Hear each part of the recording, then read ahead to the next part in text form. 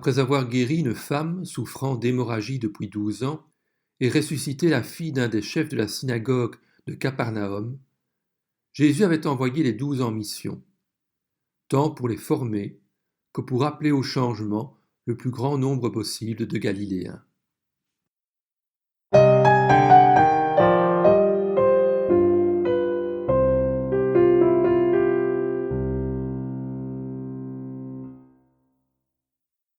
Au retour de la mission dont Jésus les avait chargés, les apôtres se rassemblèrent autour de Jésus et lui racontèrent tout ce qu'ils avaient fait et tout ce qu'ils avaient enseigné.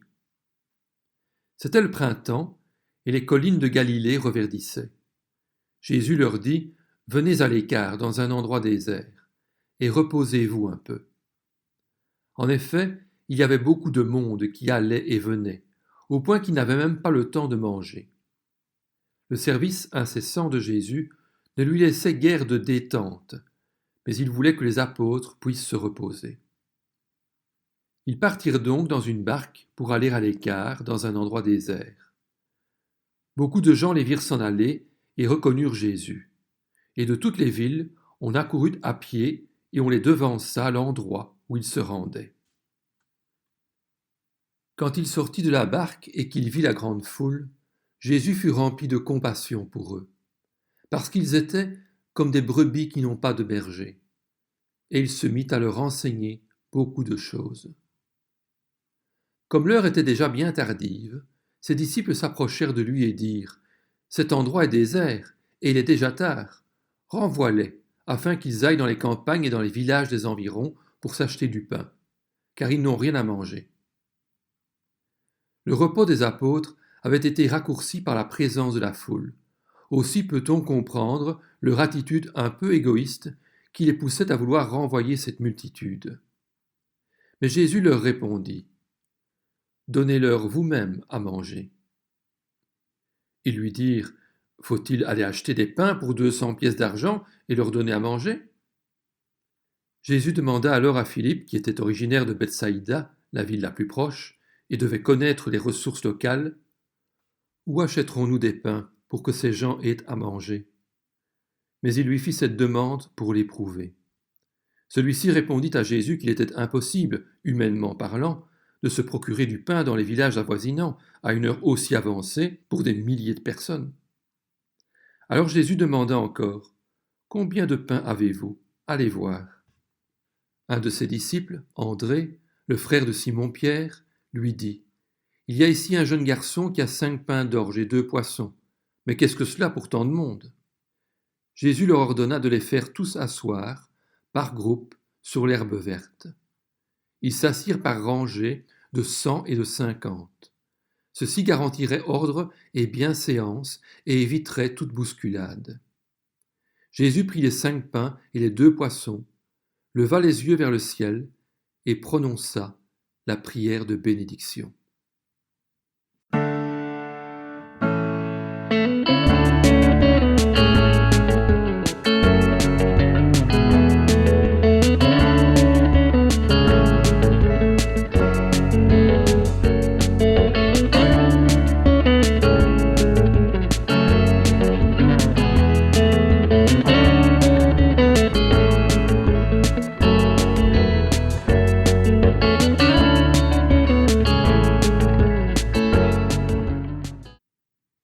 Jésus rompit les 5 pains et les donna aux disciples, afin qu'ils les distribuent à la foule. Il partagea aussi les 2 poissons entre tous. Tous mangèrent et furent rassasiés. Ceux qui avaient mangé les pains étaient au nombre de 5000 hommes, mais cela faisait bien plus si l'on comptait également les femmes et les enfants qui étaient probablement groupés à part pour le repas, selon les coutumes juives. Et lorsqu'ils furent rassasiés, Jésus dit à ses disciples : « Ramassez les morceaux qui restent, afin que rien ne se perde. » Le pain était en effet considéré comme un don de Dieu qu'il ne fallait pas laisser se perdre. Ils ramassèrent donc les morceaux qui restaient, et ils en remplirent 12 paniers, après que tous eurent mangé.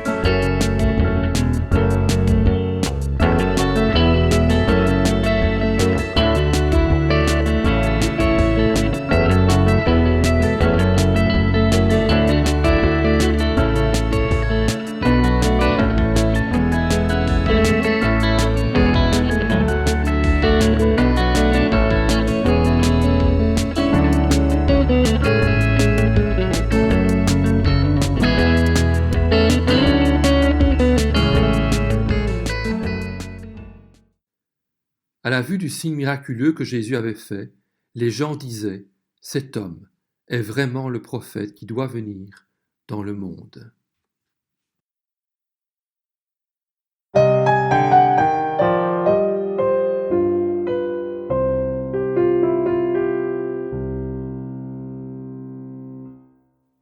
Jésus, sachant que la foule allait venir l'enlever pour le faire roi, obligea les disciples, aussitôt après le repas, à monter dans la barque et à le précéder sur l'autre rive vers Génézareth, pendant qu'il renverrait la foule. Quand il l'eut renvoyé, il monta sur la montagne pour prier à l'écart. Le soir était venu, et il était là, seul. Le vent soufflait avec violence, et au milieu du lac, la barque dans laquelle étaient les disciples se trouvait battue par les vagues.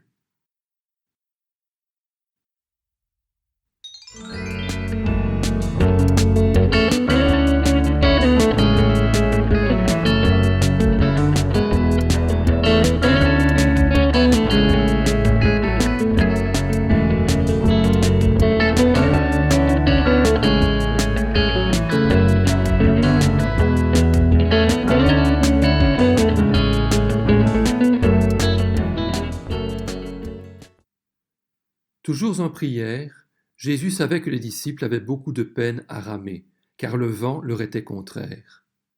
Vers la fin de la nuit, alors qu'ils avaient ramé environ 5 kilomètres, Jésus alla donc vers eux, en marchant sur le lac. Son corps semblait échapper aux lois de la pesanteur. Jésus voulait dépasser la barque des disciples pour que ceux-ci le reconnaissent et l'invitent à monter à bord. Mais quand les disciples le virent marcher sur le lac, ils furent affolés et dirent « C'est un fantôme !» et dans leur frayeur, ils poussèrent des cris. Dans la pensée juive, les espaces aquatiques étaient symboles de maléfices, et voir des fantômes était pour les Juifs présage de malheur. Ainsi, un fantôme sur l'eau représentait un signe avant-coureur de naufrage, d'où leur frayeur. Mais Jésus leur dit très vite « Rassurez-vous, c'est moi, n'ayez pas peur. » Pierre lui répondit « Seigneur, si c'est toi, ordonne-moi d'aller vers toi sur l'eau. » Et Jésus lui dit « Viens. » À cette invitation, Pierre sortit de la barque et marcha sur l'eau pour aller vers Jésus. Mais voyant que le vent était fort, il eut peur. Et comme il commençait à s'enfoncer, il s'écria « Seigneur, sauve-moi !» Pourquoi Pierre faiblit-il soudainement? Jésus allait-il le laisser sombrer après l'avoir appelé à le rejoindre? Non. Mais Pierre avait cessé un moment de fixer les yeux sur Jésus et s'était laissé épouvanter par la force du vent, ce qui avait provoqué sa peur. Il devait bien savoir pourtant que même par temps calme, il n'aurait pu faire un seul pas sur l'eau sans la puissance de Dieu. Jésus tendit la main, empoigna Pierre et lui dit « Homme de peu de foi, pourquoi as-tu douté ?» Puis ils montèrent dans la barque et le vent tomba, et la barque aussitôt accosta. Ils étaient tous en eux-mêmes extrêmement stupéfaits et étonnés. Ceux qui étaient dans la barque vinrent se prosterner devant Jésus en disant « Tu es vraiment le Fils de Dieu. » Jésus et ses disciples abordèrent ainsi au matin dans la région de Génézareth, une plaine fertile et populeuse, au sud de Capernaum. Et dès qu'ils furent sortis de la barque, les gens reconnurent Jésus et parcoururent tous les environs, apportant les malades sur des brancards, là où ils apprenaient sa présence.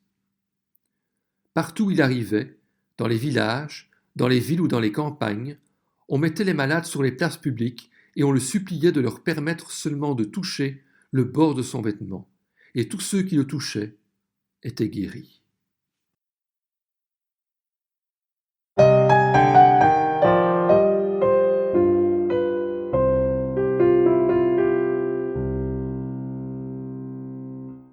Quant à la foule restée de l'autre côté du lac, elle remarqua au matin que Jésus n'était plus là.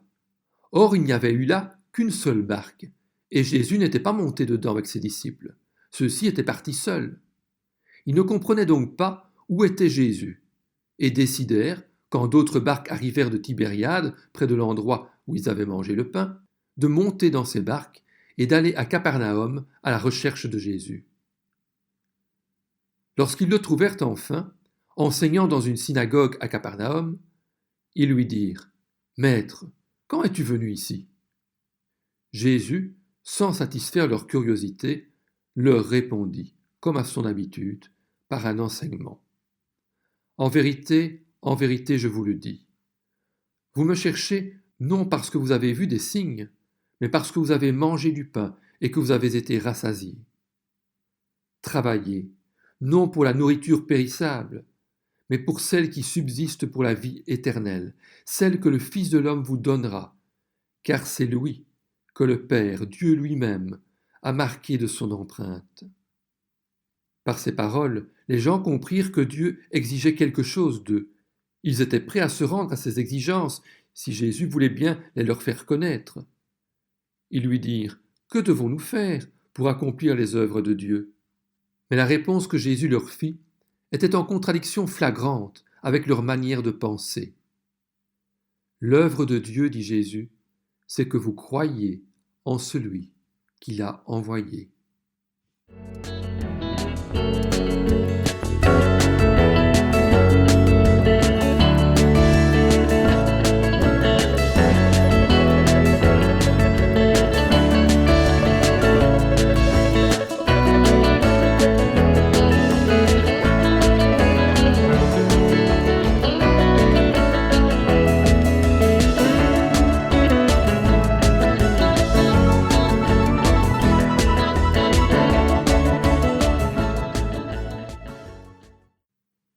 Quel signe miraculeux fais-tu donc lui demandèrent ceux qui l'avaient questionné, afin que nous le voyions et que nous croyions en toi.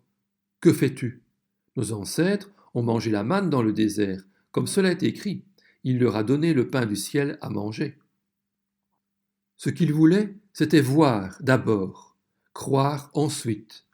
Or, ils avaient eu des preuves, notamment la multiplication des pains. Mais ils réclamaient de Jésus encore un signe plus grand que celui de Moïse, car pour eux, la multiplication des pains n'égalait pas le miracle de la manne qui avait nourri tout le peuple d'Israël pendant 40 ans. Jésus leur dit, en vérité, je vous le dis, ce n'est pas Moïse qui vous a donné le pain du ciel, mais c'est mon Père qui vous donne le vrai pain du ciel.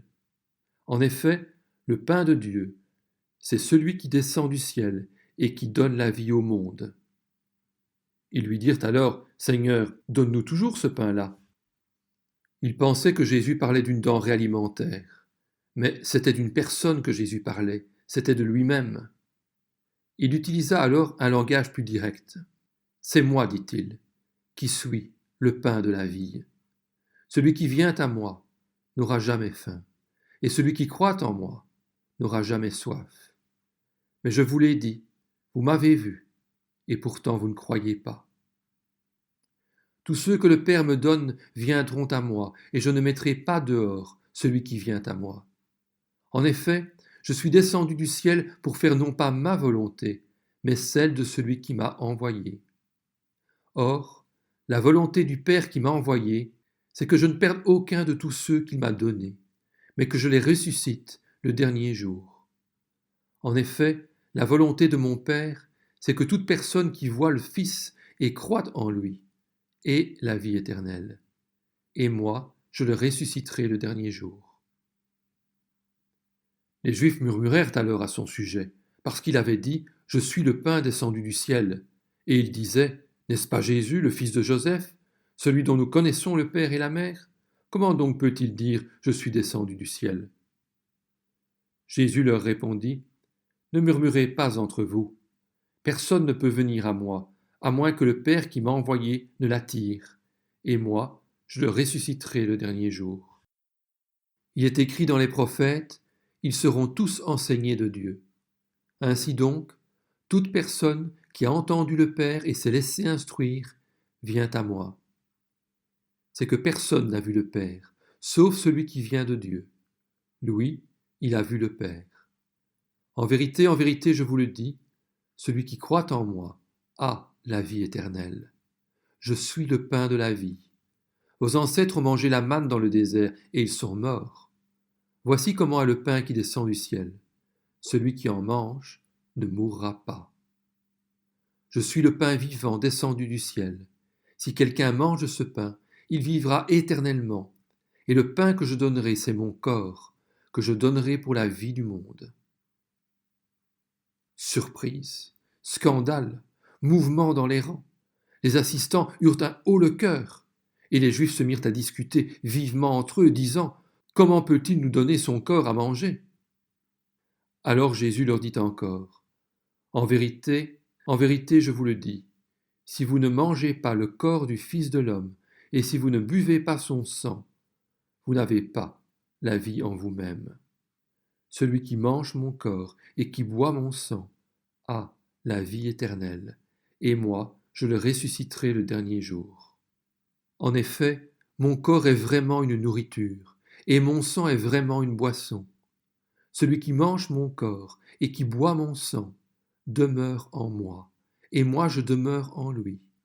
Tout comme le Père qui est vivant m'a envoyé et que je vis grâce au Père, ainsi celui qui me mange vivra grâce à moi. Voilà comment est le pain descendu du ciel. Il n'est pas comme la manne que vos ancêtres ont mangée. Eux sont morts, mais celui qui mange de ce pain vivra éternellement. La puissante métaphore utilisée par Jésus signifiait qu'il accorderait le privilège de partager la vie divine, la vie éternelle, à ceux qui venaient à lui par un acte de foi, qui l'acceptaient et entraient en communion avec lui.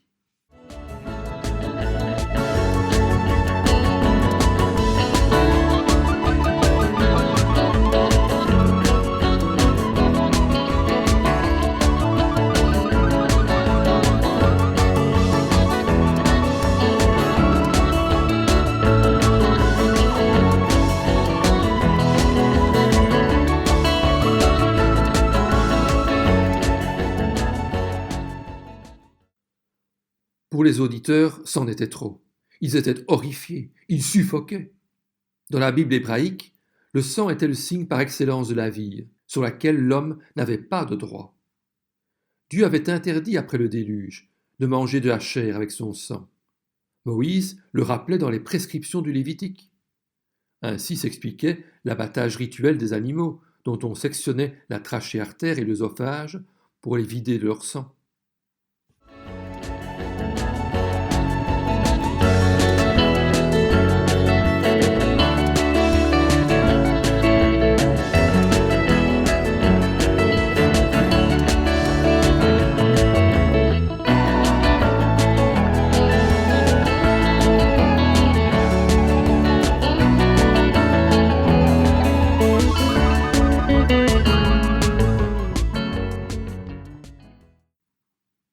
La foule, décontenancée, était furibonde. Même les disciples étaient ébranlés. Après l'avoir entendu, beaucoup de ses disciples dirent « Cette parole est dure, qui peut l'écouter ?» Jésus savait en lui-même que ses disciples murmuraient à ce sujet. Il leur dit « Cela vous scandalise ?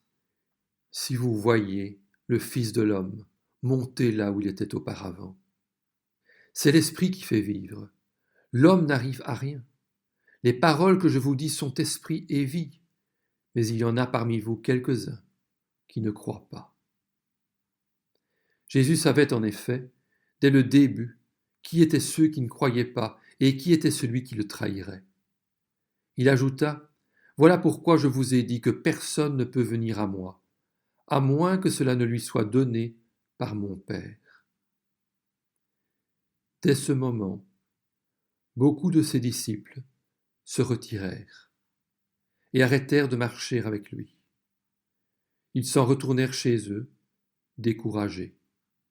Ils n'acceptaient pas, ne comprenaient pas son message. Trop, c'était trop. Le vide se fit autour de Jésus. Les 12 ne furent cependant pas les seuls à rester auprès de lui, mais le mouvement fut très affaibli. Jésus dit alors aux 12, « Et vous, ne voulez-vous pas aussi vous en aller ?» Simon-Pierre, qui, comme d'habitude, se faisait le porte-parole des 12, lui répondit dans un élan sincère, par une véritable confession de foi. « Seigneur, à qui irions-nous ? Tu as les paroles de la vie éternelle, et nous croyons et nous savons que tu es le Messie, le Fils du Dieu vivant.